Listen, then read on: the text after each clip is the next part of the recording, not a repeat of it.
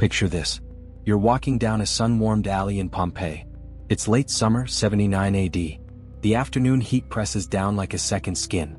Sandal straps rub raw against your ankles, and the air smells of garlic, sweat, cheap perfume, and something sweeter, something decaying. The street is narrow, uneven, ancient even in its own time.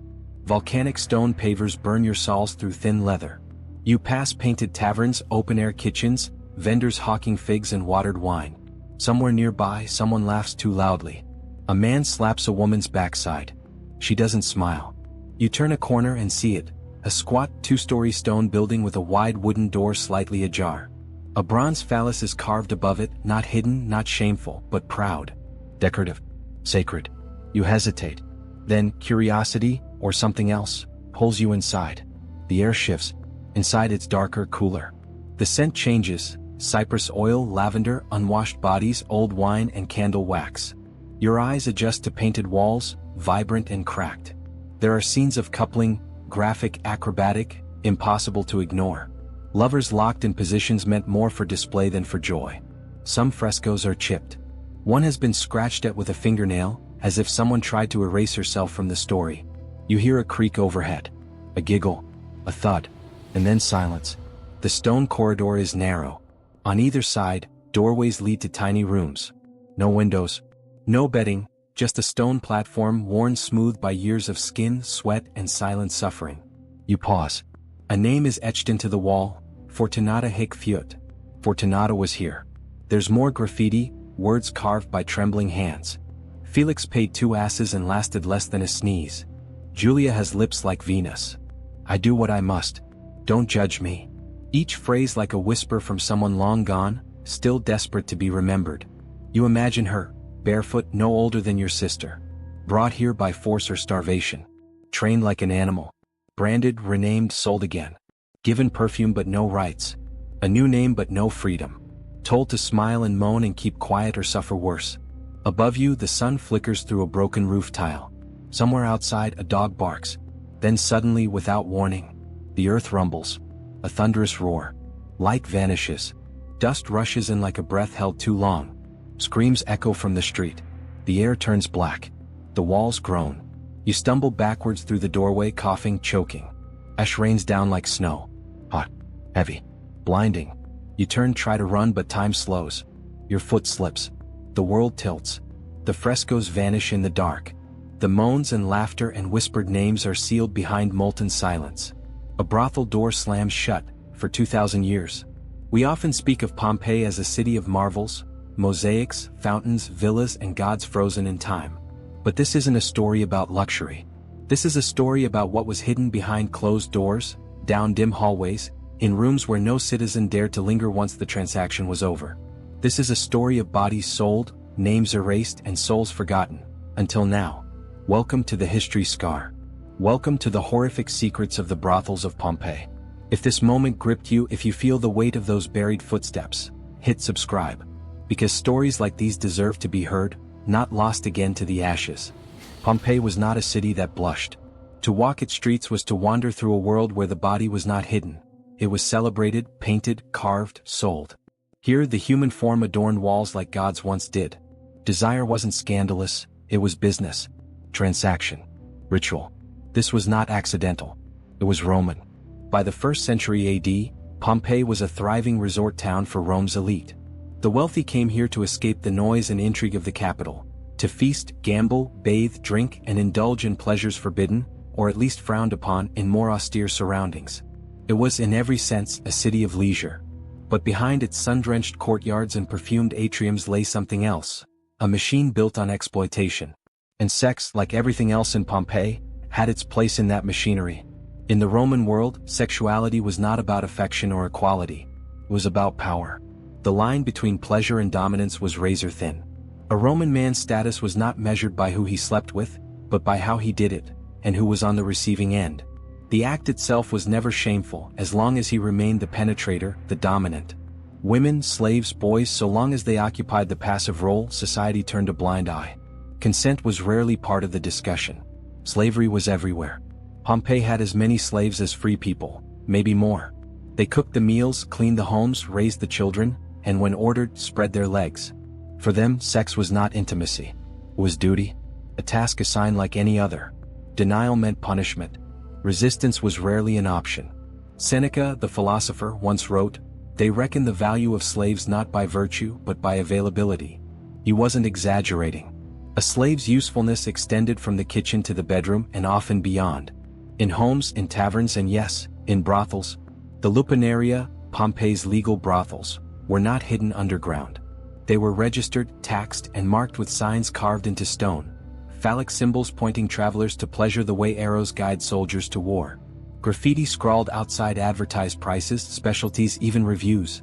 And make no mistake, these weren't houses of sin in the shadows.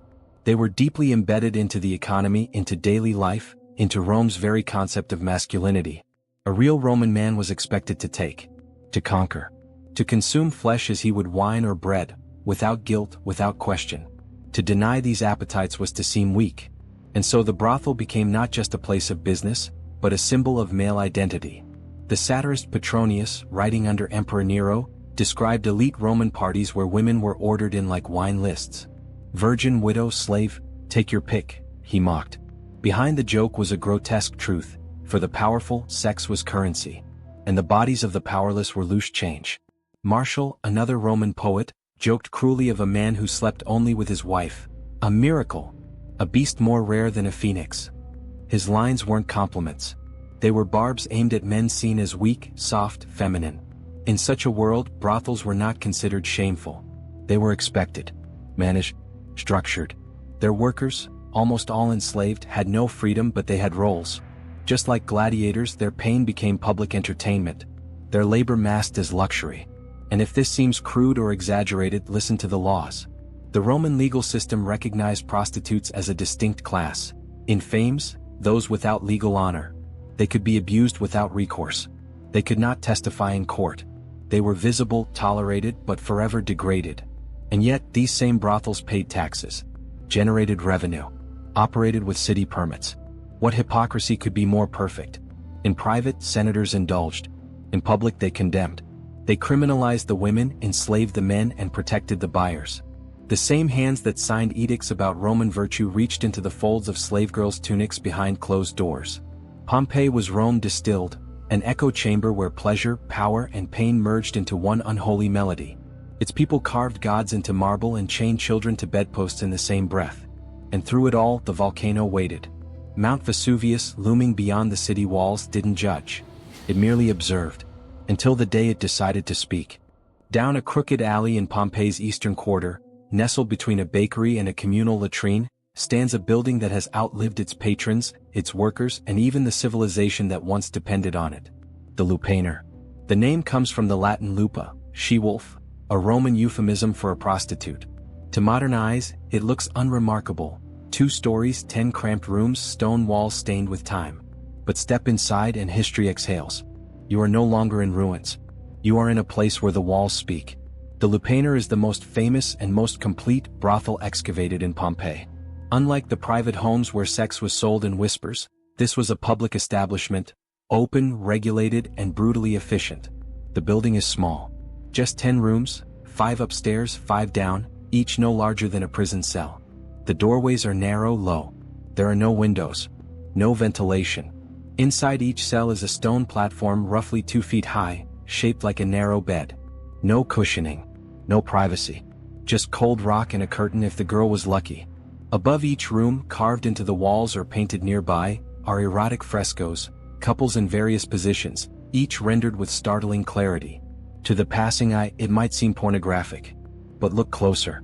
These are not scenes of passion. They are advertisements. Menus. Each image offers a different act, a different price, a different girl. They weren't meant to arouse. They were meant to inform. The Lupaner wasn't a temple of pleasure.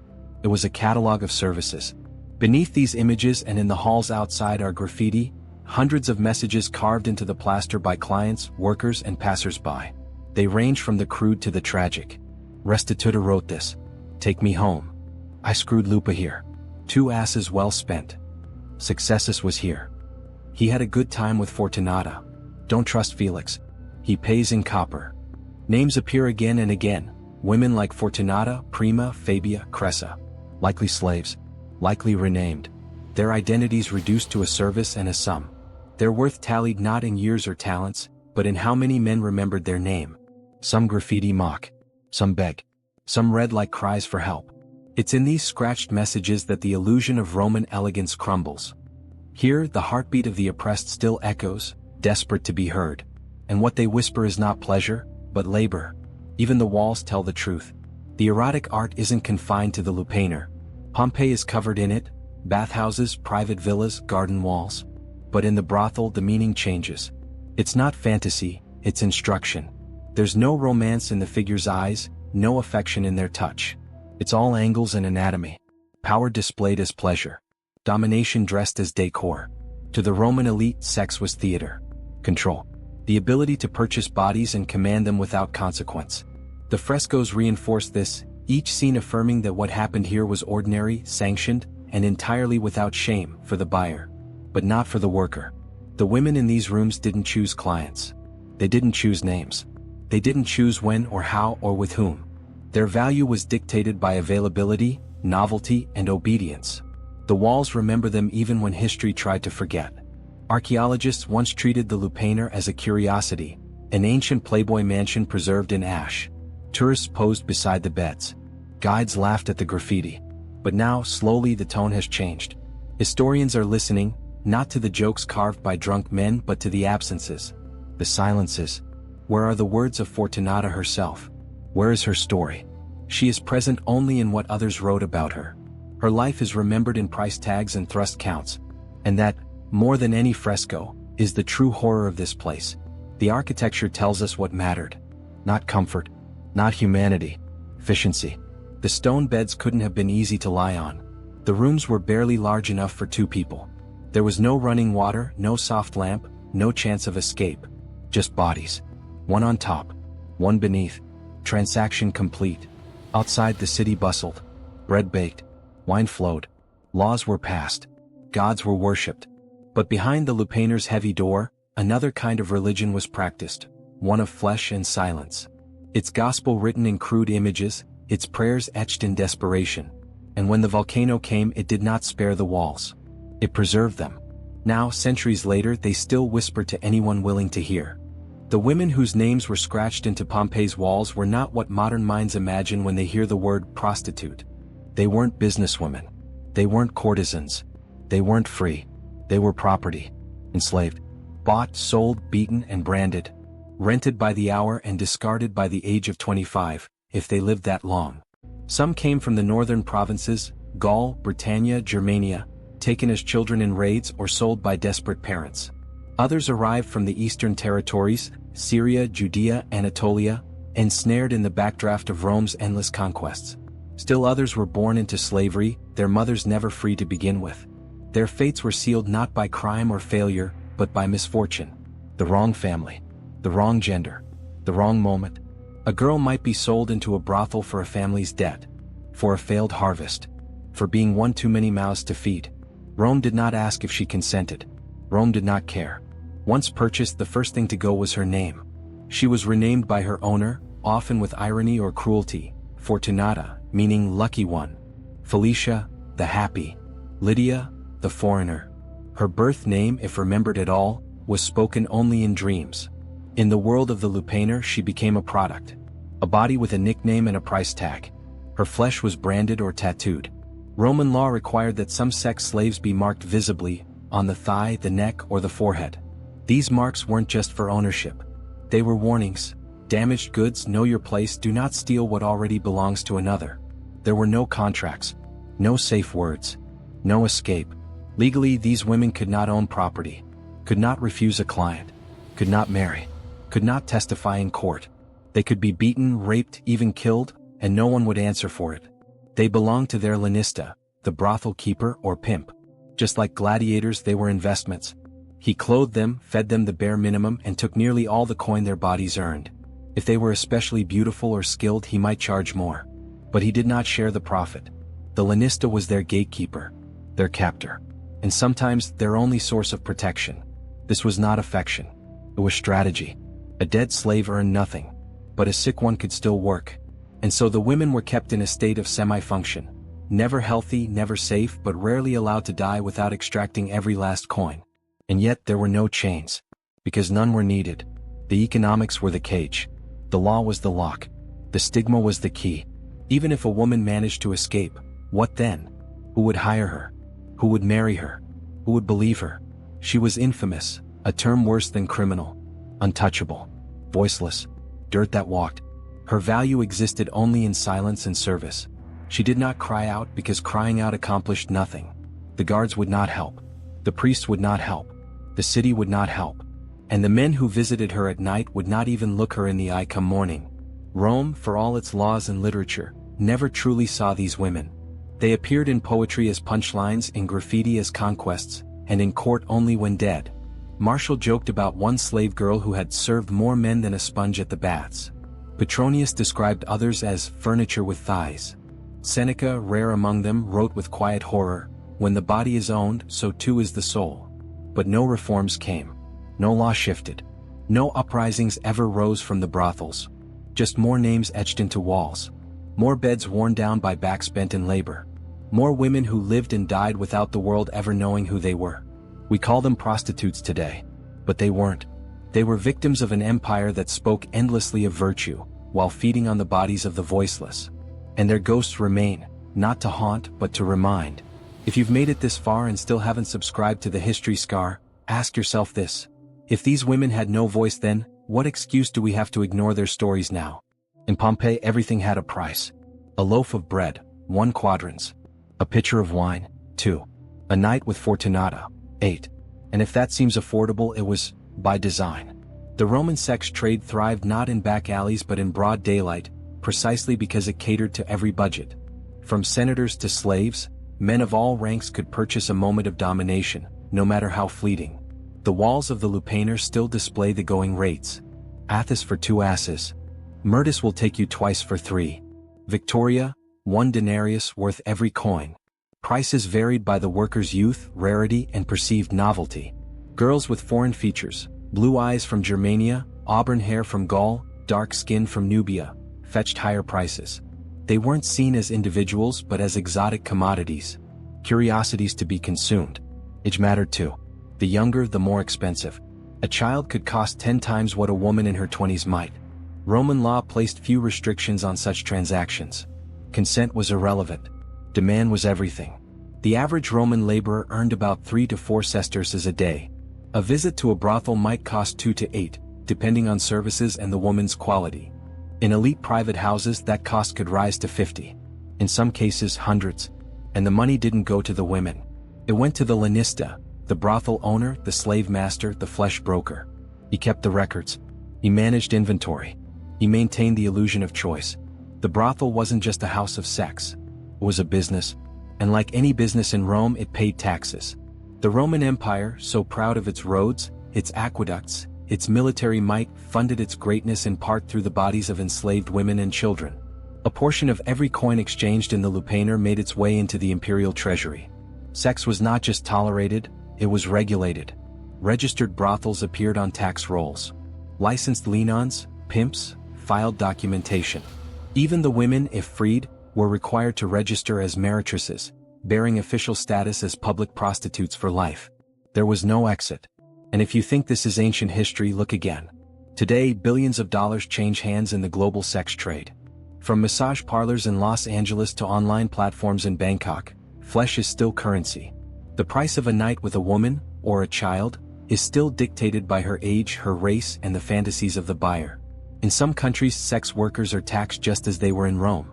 Governments profit from the very industries they criminalize. And like their ancient counterparts, most modern sex workers, especially in the illicit market, see only a fraction of what their bodies earn. The brothel may now wear a digital mask, its walls replaced with websites and webcams. But the structure remains. Desperation on one side, demand on the other, and profit connecting them both. Pompeii preserved the physical stones of this system. But the system itself? It never needed to be preserved. It never disappeared. It simply evolved. Today, as in ancient times, the body remains for sale. The names have changed. The currencies have changed. But the transaction, the power imbalance at the core of it, has not. And still, behind every number is a story. Behind every price, a person. Behind every coin, a choice that was never theirs to begin with. The walls of the lupanar are quiet now.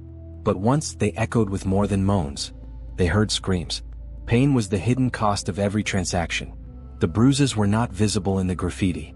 The bleeding did not stain the frescoes. But it was there, beneath the skin, behind the eyes, etched into the bones of the women who lay on cold stone beds night after night. The body was both product and battlefield. Roman physicians like Galen and Serenus, revered for their medical wisdom, left behind detailed records of female anatomy, childbirth, and illness. But their texts often reveal something more haunting: evidence of widespread physical trauma suffered by women forced into sexual labor. Syphilis and gonorrhea ravaged their bodies long before these diseases had names. Without antibiotics, infections festered for weeks. Ulcers, fevers, internal pain. Women reported difficulty walking, urinating, even standing. Some lost fertility. Others lost their lives. Childbirth was a constant threat. Contraception was primitive. Roman midwives recommended methods ranging from wool-soaked vinegars to dangerous herbal concoctions meant to purge the womb. Many of these so-called remedies caused severe bleeding, infection, or death. Forced abortions were common. If a pregnancy threatened the brothel's profits, it had to end. Whether the woman survived, that ending was less certain. Some records describe uterine prolapse, where the womb would slip from the body due to repeated trauma. Galen describes one woman whose cervix was torn by excessive use, her condition treated not with sympathy, but with surgery and silence. Clients were not gentle. In a world where dominance was virtue, violence was expected. Some men saw the brothel as a place to exorcise anger, frustration, cruelty. A slave could not complain. She could not say no. She could only endure. Disobedience meant punishment. If a woman refused a client, if she showed signs of illness, if she failed to perform as expected, she could be beaten, starved, or worse. The lanista had absolute control. He could withhold food. He could confine her in darkness.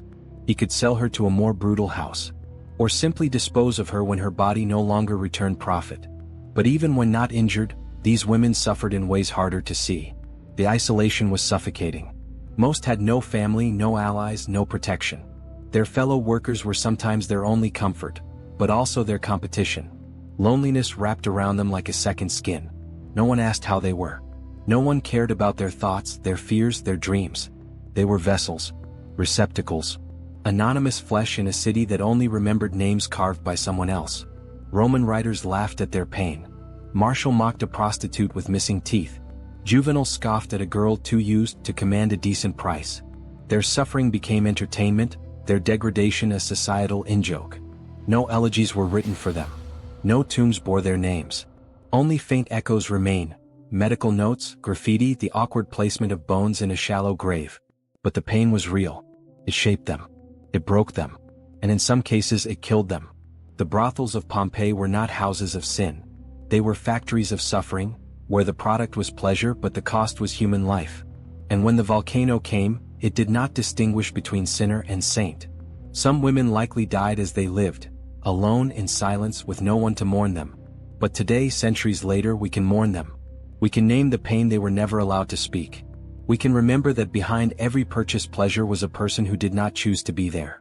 Leave a comment right now. Say you felt something. Because if we don't name this pain, YouTube's algorithm certainly won't. Let's not be the generation that scrolls past suffering. She might have been 13. Maybe younger. She didn't wear jewelry. Her bones were still growing. Her teeth, uncovered during excavation near the lupanar, showed signs of malnutrition and early decay. No tombstone. No name. But nearby, scratched into the wall of a brothel cell, was a message. Sabina delights. Barely a woman. We cannot say for certain that the girl and the name belong together. But the city speaks in patterns. And the pattern is clear. Pompeii's brothels did not draw a line at childhood. The modern idea of childhood, as a protected time of innocence, shielded from the adult world, did not exist in ancient Rome. A girl was considered ready for marriage, and by extension sexual activity at the onset of puberty. For some, that meant as early as 12. But in the brothel, even that threshold was a luxury. To be enslaved was to be available. The Roman legal system acknowledged no minimum age for sexual use of slaves. Consent was irrelevant. The moment a girl could be sold, she could be used. Her smallness, her youth, these were marketing points. Archaeological records reveal the shocking reality. Graffiti on Pompeian walls speak of fresh ones, of little ones, and of delightful girls not yet spoiled. One chilling inscription reads, "Here the flower is still closed." To Roman eyes, this was not criminal. It was desire made legal through ownership. Child slaves were listed in household inventories alongside livestock and pottery. Their virginity was an asset, something to be sold at a premium, then discarded once spent. Burial records tell their own story. In a shallow grave outside Pompeii's walls, archaeologists uncovered the skeletons of several young girls, aged between 10 and 15.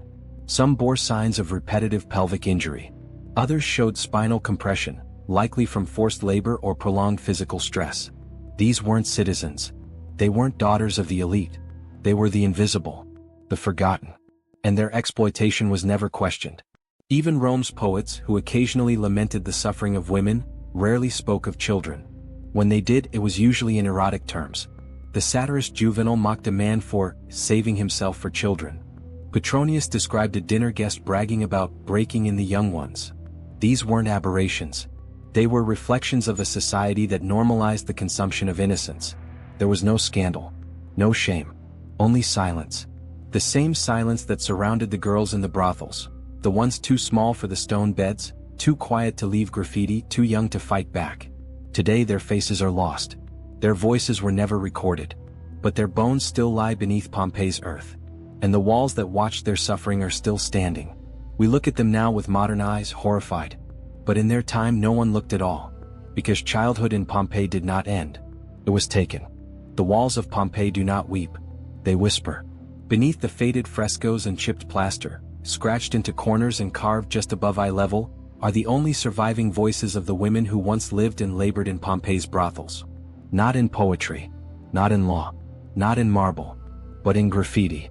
Roughly etched with styluses, nails, or broken bits of pottery, these messages are as raw as the lives behind them.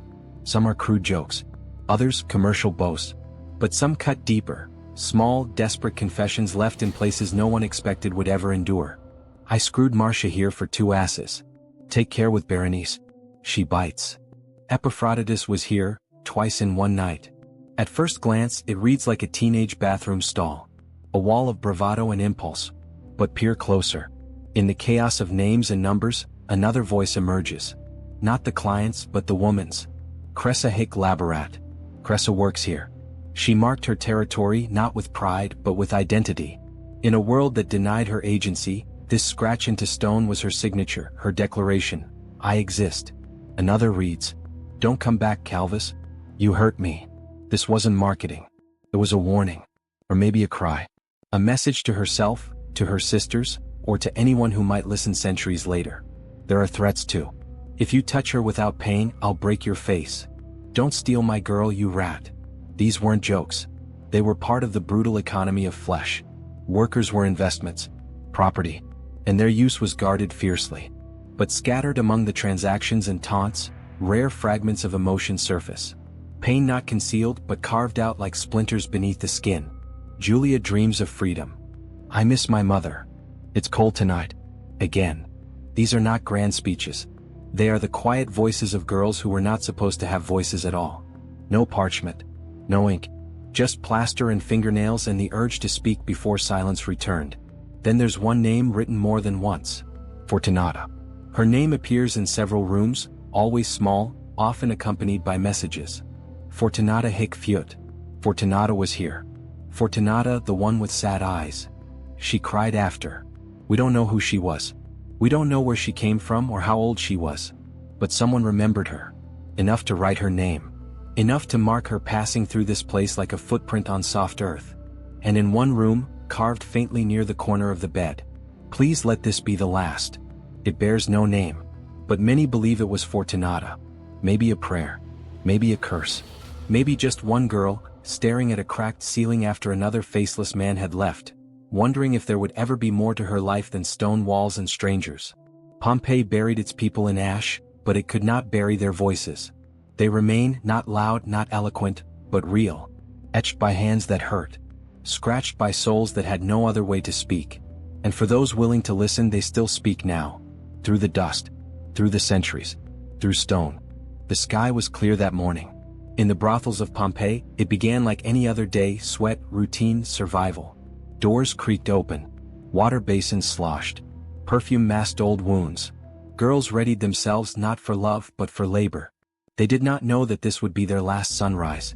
It was the 24th of August 79 AD. Sometime before noon, the mountain erupted. From the brothel's stone thresholds, they may have heard the first thunderous crack, like Jupiter himself had split the sky in rage. But this was no storm. It was Vesuvius. Ash surged into the atmosphere, blackening the heavens, turning day to dusk. Panic rippled through the streets as people screamed, ran, prayed, fought. But in the lupanar, the doors did not fly open. They stayed shut. Because the women inside were not citizens. They had no fathers rushing to rescue them. No husbands waiting at home. No children grabbing at their skirts, urging them to flee. They had owners. And owners cared about profit, not panic. In excavated buildings near the lupanar, archaeologists found the skeletal remains of several women huddled together in a tight room. The entrance was sealed. There were no windows. The bones were curled, defensive postures, arms over heads, legs folded inward. One girl, no older than 15, had a bronze bracelet fused to her wrist. Another had chains still around her ankle. She had not run. She could not run. In the upper rooms, the evidence tells a different story. A single adult skeleton was found alone, face down, head tucked beneath an arm. No coins nearby. No signs of looting. No weapons. Just silence. Maybe she tried to hide. Maybe she believed the tremors would pass as they always had. Maybe she had nowhere else to go. We do not know their names. No one came looking for them. When the ash fell, it did not discriminate. It flowed fast, hot, suffocating, inescapable. Pyroclastic waves surged through Pompeii at speeds of over 100 kilometers per hour. Temperatures reached 300 degrees Celsius. Bodies didn't just burn, they froze in time. Muscles clenched. Breath stopped. Death came in seconds. In the bakeries, people died clutching loaves of bread. In the villas, nobles died with jewelry still clinging to their necks. But in the brothels, they died without ceremony. No eulogies. No tombs. No final words. Only ash. And in that ash there is a cruel irony. It preserved what society tried to erase. The frescoes remain. The graffiti endures. The walls still whisper. It is in death that the women of Pompeii's brothels were finally granted visibility. And yet, even now, they are often remembered as curiosities. Sexual footnotes. Tourist stops. But they were not artifacts. They were people. Girls with calloused hands and broken nails. Women with bruises beneath their eyes. Souls who had been used and discarded every day of their lives, until the mountain claimed them just as the city had. Historians and archaeologists still debate the exact identities of the victims. But the bodies don't need names to tell the truth. Their positions, their locations, their silence, all of it speaks. Some may have escaped. There are no comprehensive records of who fled and survived. But those who remained, those whose bodies were found in brothels and servant quarters, in kitchens and storerooms, remind us that when catastrophe strikes, it is the voiceless who are left behind. The literal ash sealed their fates. But the metaphorical ash came long before. Every time they were bought instead of heard. Branded instead of named. Owned instead of loved. Vesuvius silenced the city in a single day. But long before that, Pompeii had already silenced its most vulnerable. It just did it more slowly, through apathy, exploitation, and indifference. And so they remained hidden, until the earth gave them back. 2,000 years later, we stand in the ruins, stunned by how much has endured. But the question isn't just what survived. It's who we choose to see. Because ash may have buried them, but memory can still resurrect. They had no eulogies, no tombstones, only ash. But you, watching now, can be the one to remember them. Subscribe not for my sake but for theirs. Pompeii remained hidden for nearly 17 centuries. Beneath layers of hardened ash and stone, the city slept. Forgotten. Preserved. Waiting. Then in 1748, the digging began. Early excavators didn't know what they were looking for. They thought they'd find temples, statues, treasures of state. What they uncovered instead was something far more intimate. A city frozen in motion, its private vices as vividly preserved as its public virtues. When they reached the lupanar, they paused. Not out of reverence, but amusement. To the European minds of the 18th and 19th centuries, Pompeii's brothels were not tragic. They were titillating. Evidence, it seemed, that even the great Romans indulged in the same hidden pleasures. The frescoes, graphic, unapologetic, were labeled obscene. Many were removed and locked away in a special section of the Naples National Archaeological Museum. This room, known as the Gabinetto Segreto, the secret cabinet, required special permission to view. For a time, women were forbidden entirely. The brothel itself became a curiosity. Victorian tourists, wrapped in modest lace and moral superiority, walked its halls giggling behind fans. Guides called it the House of Ill Repute, and offered detailed, salacious explanations for every fresco. Souvenirs followed. Replicas of erotic scenes were carved into paperweights, painted on plates, sold as postcards. Pompeii's tragedy was reduced to a novelty, sex sold again, this time through antiquity. But even as the city was being revealed, much was reburied. Many rooms with erotic art were sealed again. Frescoes were covered or quietly relocated. Excavators with strong religious or moral sensibilities chose not to document what they considered vulgar. Some labeled these areas as servant quarters or kitchens. Anything to avoid admitting that the Romans had embraced sex as a public, even sacred, reality. The silence wasn't new.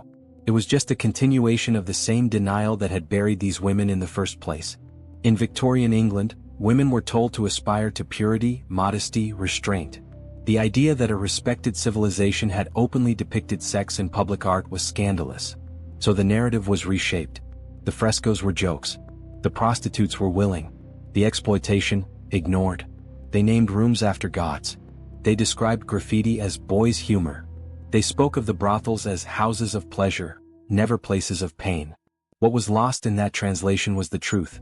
The women had no names, no voice, no agency. And even after being preserved by fire and ash, they were once again erased by shame. Looters came next. Over the years, items from the brothels vanished. Small statues, oil lamps, jewelry, even tools of restraint. Some were sold on black markets. Others disappeared into private collections. Few were catalogued. Even fewer were returned. And so, centuries after their deaths, these women's stories were not reclaimed, they were resold. Once by Rome, then by history, now by tourism. Even today, visitors stroll through the Lupanar often unaware of its true legacy. They admire the spicy paintings. They laugh at the graffiti. But they rarely pause to ask, whose bed was this? Whose hands etched that message? What happened when the door was closed? Because to do so would strip away the illusion. Pompeii wasn't just a city of art and architecture. It was a city of commerce and control. And its brothels weren't anomalies, they were institutions. They functioned in life. They were exploited in death. And even now they are consumed. Only now the price is an entrance ticket. The truth remains beneath the surface, chiseled into walls, buried under centuries of dust and denial. But it is still there, waiting for someone to look past the frescoes, past the jokes, past the shame. And listen. Pompeii fell in 79 AD. But the system it revealed never truly died. It simply changed clothes, moved to new corners of the world, learned how to blend in. The brothels of stone became massage parlors. The carved menus turned into online profiles. The flesh for sale is still there, just hidden behind login screens, locked doors, and neon signs. The language changed. The game did not. Today there are an estimated 27 million people trapped in human trafficking worldwide. More than half are women and girls. Many are sold into sex work, often by someone they know. A family member, a recruiter, a man who promised love. Just like in ancient Rome, youth increases value. Rarity raises the price. Innocence becomes a commodity. And just like in Pompeii, the line between willing and coerced is often invisible, because survival doesn't always look like consent. In places like India, Southeast Asia, Eastern Europe, and even Western cities, debt bondage keeps women tethered to their pimps or employers. They are told they owe money for housing, for food, for clothing, for the privilege of being exploited. Their debt grows faster than they can ever pay it off. Sound familiar? In ancient Pompeii, enslaved sex workers lived under the exact same illusion of repayment. They were promised freedom if they worked hard enough, if they pleased enough clients, if they stayed in line. But the cost of food, of clothing, of punishment, always outweighed what they earned. In both worlds, freedom was a myth sold to the desperate. Modern pornography, too, mirrors ancient exploitation. Roman frescoes and brothels weren't just decoration. They were instruction, advertising, and fantasy rolled into one. Today, videos serve the same purpose. Many feature women who appear consenting, smiling, enjoying themselves. But what's behind the performance? In more cases than most care to admit, coercion, grooming, threats, and manipulation are involved. Studies reveal that countless women in pornography have histories of abuse, addiction, or economic desperation. But consumers rarely ask. The screen makes it feel clean. Anonymous. So did the brothel curtain in Pompeii. Back then, clients walked in, chose from a menu, paid a coin, and left without looking back. Now users click, scroll, swipe, and do the same. The anonymity of demand sustains the industry. In Rome, in Pompeii, in modern cities, as long as someone is willing to pay, someone will be forced to supply. The economic structures remain nearly identical. High demand for sex at low cost. A supply of vulnerable people with limited options. Intermediaries who profit from control and silence. A legal system slow to act and a public quick to look away. The only difference is the technology. 2,000 years ago it was a brothel wall. Now it's a Wi-Fi signal. What hasn't changed is the logic that drives it all. That some bodies can be bought and therefore don't fully count as people. In Pompeii the justification was slavery. Today it's choice. But what kind of choice is it when poverty writes the contract? This isn't about the legality of sex work. It's about the systems that push people into it with no other doors open. In ancient Pompeii those doors were made of stone. Now they're made of shame, stigma, and economic collapse. And unless we are willing to name that reality, we are part of it. This story isn't about the past. It's about the mirror Pompeii still holds up. Look into it. Ask yourself, how many Fortunatas are still out there? Girls with no voice, no protection, no exit. They don't always scream. Sometimes they just write on walls, or whisper online, or stare back from behind a screen, waiting for someone to see them as more than content. If you've watched this far, you already know the truth. Will you scroll past it or will you share this story? Because silence isn't neutral. It's part of the machinery. The city is quiet now. Pompeii lies still beneath the southern Italian sun, its streets emptied of footsteps, its rooftops open to the sky. The stone walls are soft with age, worn down by time, tourists, and wind. But some things, some wounds, do not erode. Step back into the lupanar. Just for a moment. Stand in the doorway. Smell the dust. Let your eyes adjust. There it is, the stone bed. Smooth from centuries of weight. Cold, narrow, unforgiving. This is where she once lay. A girl with no name or too many to remember. Sold, renamed, bruised, and instructed to smile. To act grateful. To fake pleasure for men who never learned her language, never cared if she spoke at all. This is where she cried. Not loud enough to be heard. Just enough to feel something through the numbness. The ash that fell in 79 AD did not wipe her from history. It sealed her in. And now, 2,000 years later, her silence speaks louder than ever. But are we listening? Pompeii is a mirror, its ruins more honest than any monument. It shows us a civilization at its peak, advanced, wealthy, proud. And yet, under the veneer of marble and empire, it reveals a truth far older than Rome itself. That for all of our achievements, some people have always been counted in coins, not compassion. We build, we worship, we conquer, and behind it all, we buy bodies. We pass them through our hands and pretend they are part of the transaction, when they are the cost. The brothels of Pompeii were not mistakes. They were institutions. Normal. Profitable. Accepted. The girl on that stone bed? She was the foundation. And now, when the tourists walk by, snapping photos of the painted walls and etched graffiti, they often miss the point. They laugh at the erotic art. They smirk at the ancient slang. But they don't bend down and read the smallest words. Fortunata hic fiut. Fortunata was here. That's all she left. Or all that we allowed her to leave. She never had a grave.